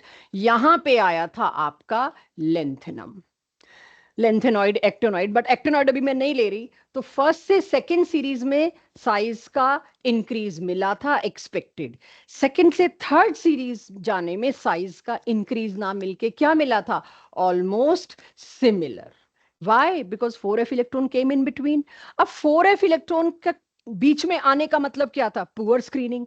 और पुअर स्क्रीनिंग की वजह से इतना बड़ा फिनोमिना हुआ लेंथेनॉइड कॉन्ट्रैक्शन। क्यों ना उसको नाम ही लेंथेनॉइड कॉन्ट्रैक्शन दे दें। 4F की पुअर स्क्रीनिंग को हम जानेंगे ही आज के बाद किस नाम से? Lanthanoid contraction. तो 4F की पुअर स्क्रीनिंग ने रिजल्ट किया लेंथेनॉइड कॉन्ट्रैक्शन। लेंथेनॉइड कॉन्ट्रैक्शन क्योंकि वो 4F की पुअर स्क्रीनिंग थी। अब जहां जहां मेरे को 4F की पुअर स्क्रीनिंग बोलनी है, मैं एक ऑप्शन लेंथेनॉइड कॉन्ट्रैक्शन डाल सकती हूँ। You have to pick that. Yes, ये तो लेंथेनॉइड कॉन्ट्रैक्शन की वजह से हुआ। लेंथेनॉइड कॉन्ट्रैक्शन क्या था? दिस। तो अगर पहला कॉन्सिक्वेंस देखें तो रिपीट है आपके लिए, और जब एनसीईआरटी अब दोबारा पढ़ेंगे तो लेंथेनॉइड कॉन्ट्रैक्शन वहीं दिया है जहां वो ग्राफ दिया है। उस दिन हमने लिया नहीं था क्योंकि हम अभी वहां पहुंचे नहीं थे। देन अब आपको एक चीज पता चल गई, लेंथेनम से ल्यूटिटियम साइज बड़ा सिलसिलेवार घट रहा है। साइज छोटा होना कैटायन का। अब इसकी ऑक्सीडेशन स्टेट क्या है? मैं जनरल एलन लिखूं तो +3। जितना छोटा लेंथेनॉइड, जितना छोटा कैटायन, चार्ज डेंसिटी उतनी ज्यादा, पोलराइजेशन उतना ही ज्यादा, कोवेलेंट कैरेक्टर उतना ज्यादा। मानते हैं इस बात को? तो क्योंकि आप देखिए कोवेलेंट कैरेक्टर बढ़ता जाएगा जैसे जैसे जैसे जैसे साइज छोटा हो रहा है लेंथेनॉइड्स में भी। तो कोवेलेंट कैरेक्टर बढ़ने से मेरे को क्या करना है? कॉन्सिक्वेंस चाहिए मेरे को, नेचर में क्या भुगतना पड़ा इसकी वजह से, क्या प्रॉब्लम आई या क्या फायदा हुआ, मैं तो वो देख रही हूँ। तो जो पूरे लेंथेनॉइड्स के बेसिस थे ना, हाइड्रोक्साइड्स, अब हाइड्रोक्साइड कब डिसोसिएट होके अच्छा बेस बनता है? OH फट टूट जाए। अब बेस बनाने के लिए मेरे को उसको किसी ना किसी एसिड या सॉल्यूशन में डालना पड़ेगा। तो मैंने अगर KOH को वाटर में डाला, उसने तुरंत OH रिलीज कर दिया, hence I call it a good base और एल्कली। अब इनको भी सबको मैं वाटर में डालूं, किसका OH जल्दी टूटेगा? आयोनिक बॉन्ड, क्योंकि वाटर का डाइपोल मोमेंट आके उसके आयोनिक बॉन्ड को आयन की तरह बिहेव करेगा और तोड़ देगा। जैसे जैसे मैं इस तरह से जाती गई, वैसे वैसे लेंथेनॉइड्स के हाइड्रोक्साइड्स का बेसिक कैरेक्टर घटता गया। ये OH तोड़ ही नहीं पाएगा। कोई कहता है जी साइज छोटा है, बॉन्ड स्ट्रांग है, कंपैटिबल है, इसलिए तोड़ नहीं पाएगा। एग्रीड। तुम्हारे असर्शन रीजन में नहीं आया, तुम गलत करके आओगे। पुरानी एनसीईआरटी में, ये नई में नहीं है ये फैक्ट। और अगर आप लोगों को दिखे नई में भी, मैंने जल्दबाजी में देखा, मुझे देखा नहीं, पुरानी एनसीईआरटी में ये लिखा हुआ है कि because of lanthanoid contraction we receive lanthanides के हाइड्रोक्साइड की बेसिक स्ट्रेंथ डिक्रीज होती जाती है। तो अगर which of the following trend is correct आ गया पीरियोडिसिटी के चैप्टर में, वीके जायसवाल उठाइए आपने, ये मिलेगा वहां पे कि पीरियोडिसिटी में अगले तो डाल देंगे बेसिक स्ट्रेंथ, क्योंकि आपको पता है कैसे करना है। अब कर सकते हैं आप, कि इस चैप्टर में आया, कहीं भी आया। आखिरी कॉन्सिक्वेंस, भाई साइज में खास फर्क है ही नहीं इनमें। अगर मैं इस वाले को देखूं, इन तीनों में कोई खास फर्क ही नहीं है। जब इनमें खास फर्क नहीं, इनके क्रिस्टल एक जैसे होंगे, क्रिस्टल एक जैसे हैं तो नेचर में एक जगह एक साथ मिलते हैं। एक ही स्टोन में तीनों के ऑक्साइड्स मिल जाएंगे मेरे को सेपरेट करना बहुत मुश्किल होता है। इनका मेल्टिंग पॉइंट, बॉइलिंग पॉइंट, सारी चीजें जब सेम सी होंगी तो I will face huge issues in their separation, isolation from nature. So due to similar sizes, they coexist in nature. Hence, it is very difficult to separate them. तो तीन consequences मेरे को याद कराएं, कौन कौन से थे?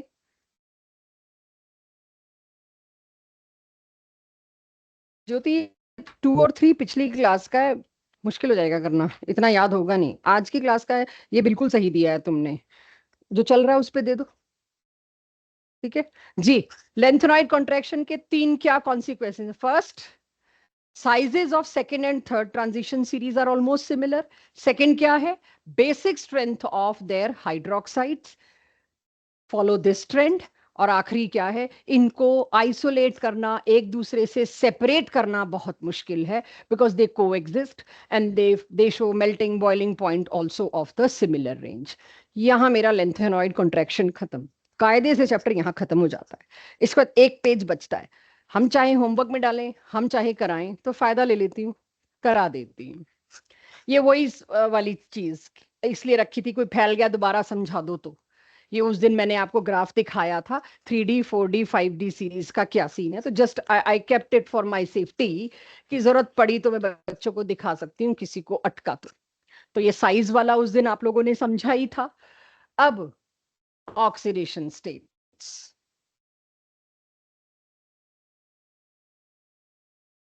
लेंथेनॉइड्स की, अच्छा ठीक है, सॉरी, लेंथेनॉइड्स की ऑक्सीडेशन स्टेट एक ही है, वो कौन सी? +3। मैं टेबल ढूंढ रही थी लेंथेनॉइड्स की ऑक्सीडेशन स्टेट का, फिर याद आया इसकी तो वेरिएशन ही नहीं है, तो इसका टेबल कहां से आएगा? तो इनकी तो +3 है।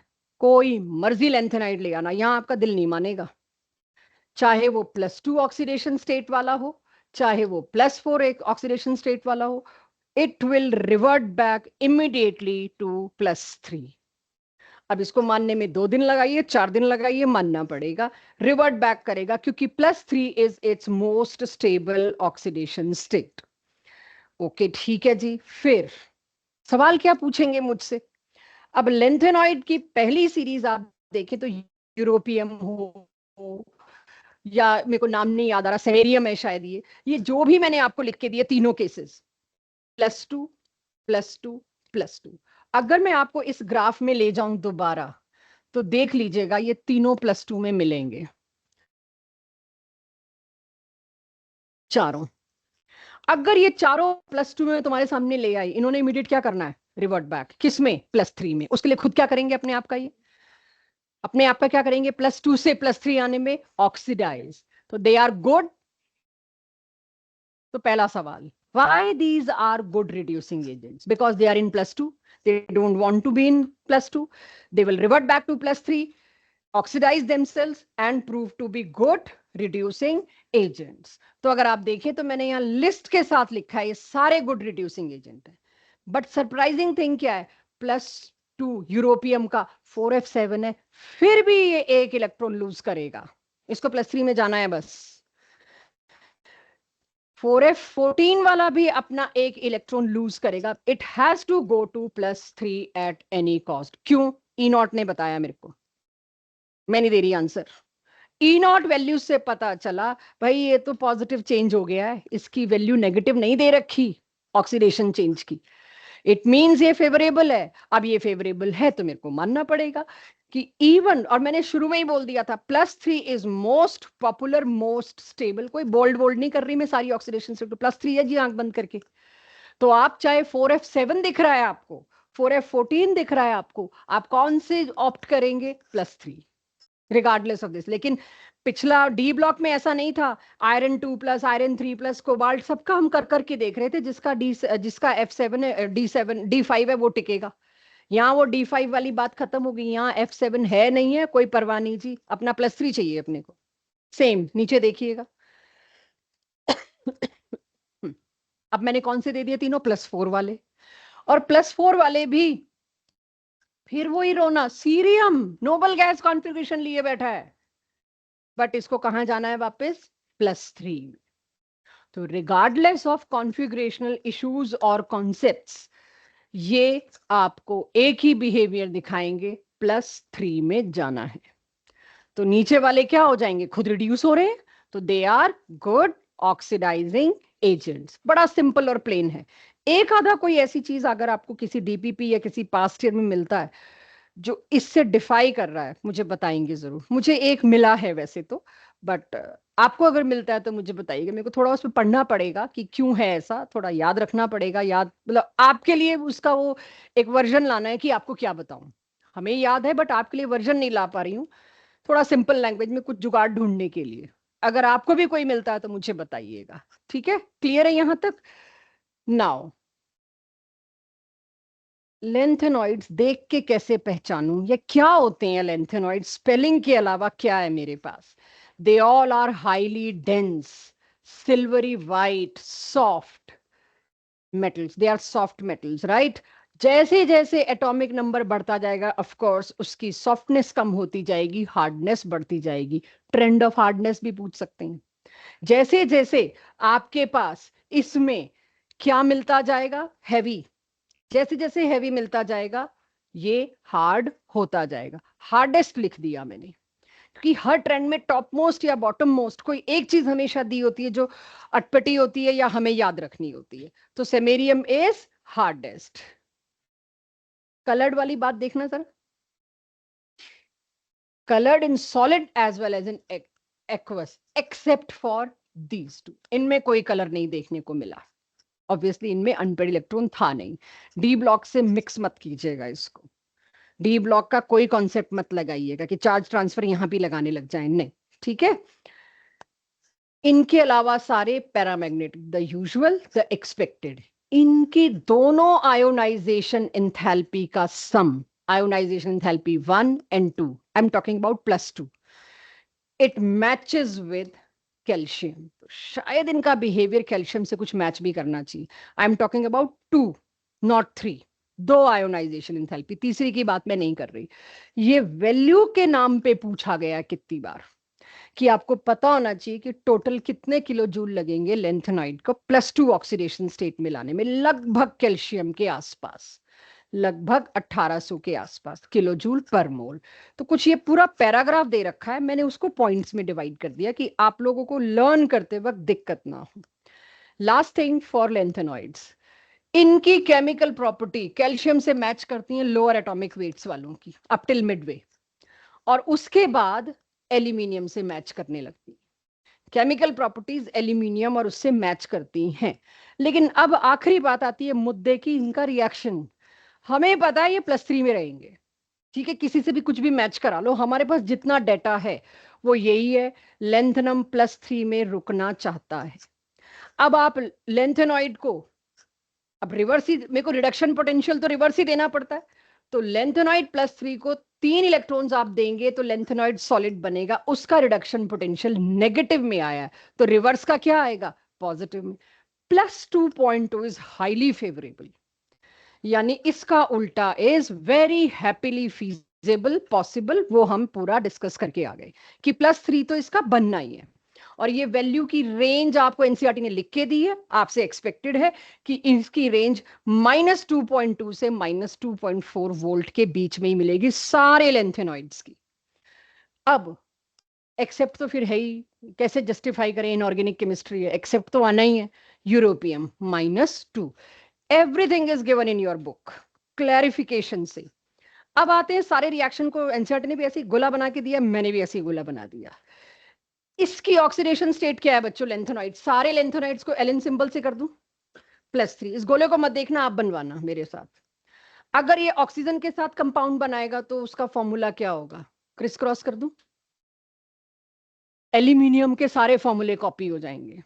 अगर मैं कहूं इसको नाइट्रोजन से कंबाइन करना है तो क्या होगा, कोई भी लेंथेनॉइड है +3, नाइट्रोजन की ऑक्सीडेशन स्टेट क्या है, -3, क्रिस क्रॉस कर दीजिए 1:1। हेलोजन से कराना है तो जैसे AlCl3, लेंथेनॉइड क्या क्या बनेगा, ट्राई हेलाइड। किसी से मर्जी करा दीजिए, जो एल्यूमिनियम का फॉर्मूला आएगा वही इसका फॉर्मूला आएगा। All have a look. कुछ दिख रहा हो ये तो डिफरेंट है मैम।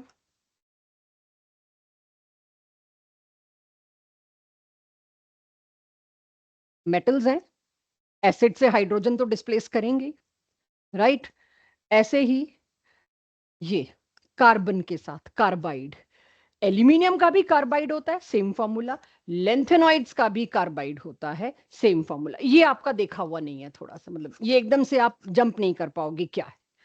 बट जब आप रेडॉक्स देखेंगे तो आपको ये चीज बताइए, लेंथेनम की अगर +3 ऑक्सीडेशन स्टेट है तो दोनों कार्बन की मिला के -3 होगी। फ्रैक्शनल ऑक्सीडेशन स्टेट्स आप ले ही आते हैं, एवरेज वगैरह वो सब कुछ। दिस सबसे रिएक्ट करके दिखा दिया, सब में जो बिहेवियर एल्यूमिनियम के साथ आप देखते हैं फॉर्मूला मेकिंग में वो होगा। This is how chemical properties are given for lanthanoids. यहां लेंथेनॉइड्स भी खत्म होता है, लेंथेनॉइड का इकलौता यूज, बाकी तो है ही नहीं कुछ खास यूजेस हमारे लिए। एलॉयज, इसका एक बहुत फेमस एलॉय है misch metal. Misch metal very high melting point, इसीलिए वो बुलेट शेल्स, लाइटर फ्लिंट्स में यूज होता है। 95% कोई भी लेंथेनॉइड है, उसमें थोड़ा आयरन है, बाकी कार्बन, सल्फर, कैल्शियम, एल्यूमिनियम के ट्रेसेस हैं। परसेंटेज आपको पता होनी चाहिए। 95% of any lanthanoid with 5% iron. तो आयरन किस किस में है, तो स्टील में आता है, तो आयरन मिश मेटल में भी आता है, जो एक्चुअली लेंथेनॉइड्स का एलॉय है। बट 5% आपने उसके अंदर कौन डाला है, आयरन डाला है। यहां आपके लेंथेनॉइड्स भी हुए खत्म। लेंथेनॉइड्स की कॉपी पे है एक्टिनॉइड्स। आप लोग मुझे एक चीज बताइए, लेंथेनॉइड कॉन्ट्रैक्शन सुना हमने ध्यान से? लेंथेनॉइड कॉन्ट्रैक्शन क्या था? वंस अगेन, साइज का पिचकना। लेंथेनॉइड की कॉन्फ़िगरेशन क्या थी? 6s बाहर वाला, फिर 5d, फिर 4s, ठीक है, 4f। एक्टिनॉइड में क्या होगा? 7s, 6d, 5f। किस में कॉन्ट्रैक्शन का एक्सटेंट ज्यादा होगा? अविरल, मोहित, सुबेग, किस में कॉन्ट्रैक्शन का एक्सटेंट ज्यादा होगा? लेंथेनॉइड ज्यादा पिचकेंगे कि एक्टिनॉइड ज्यादा पिचकेंगे साइज में? अगर सुना है ना लेंथेनॉइड कॉन्ट्रैक्शन तो एक गेस तो कर सकते। उसमें सारा स्क्रीनिंग कौन कंट्रोल कर रहा है? 4f। इसमें कौन कंट्रोल कर रहा है? 5f। एक्टिनॉइड्स। क्यों? किस चीज की वैल्यू इंक्रीज होगी? अच्छा, f की वैल्यू इंक्रीज हुई तो 4f से वैल्यू इंक्रीज बोलते हैं इसमें। इधर 4f है, इधर 5f है, कौन सी वैल्यू है ये वैल्यू होती है, हमें आज पता लग रहा है। 5f तो 5f से क्या हुआ? यार सही जा रहे हो ना, आगे चलो, फर्क ही यही है दोनों में, 4f से 5f हुआ। क्यों सीधे कूद क्यों रहे हो? Don't try to be over smart. बीच का गैप क्या है? ऑब्वियसली ज्यादा पिचकना है तो इफेक्टिव न्यूक्लियर चार्ज तो आप ज्यादा बता ही लोगे, इस लायक तो बन ही गए। एनीवन? और पुअर स्क्रीन है बेटा, वो जो वैल्यू बढ़ी है ना तुम्हारी 4f से 5f, वो साइज बढ़ा है।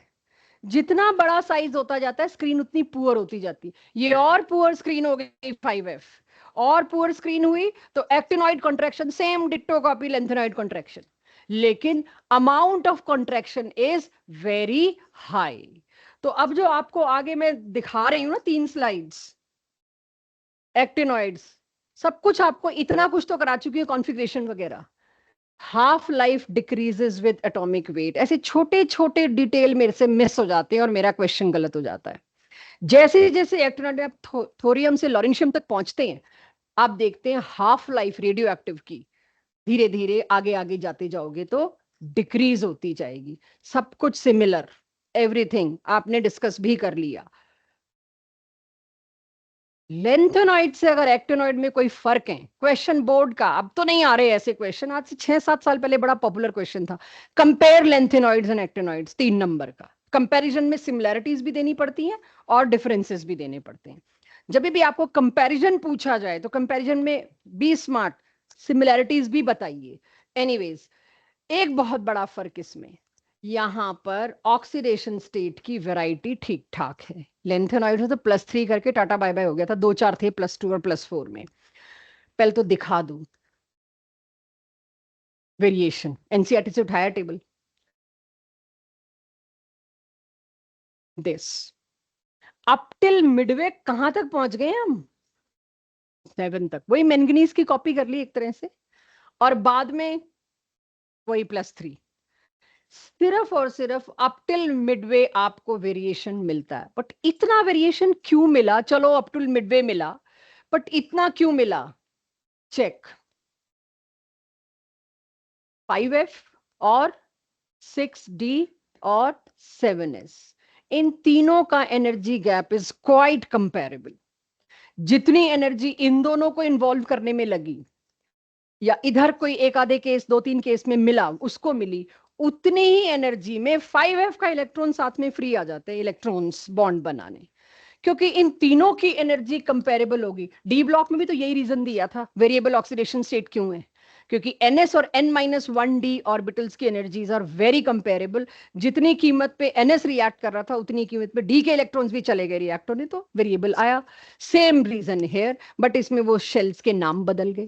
तो यहां आपको मोर वेराइटी मिलने की वजह यही है कि इलेक्ट्रॉन ने इजीली बॉन्डिंग में पार्टिसिपेट कर लिया, और ये आपके सामने वेराइटी।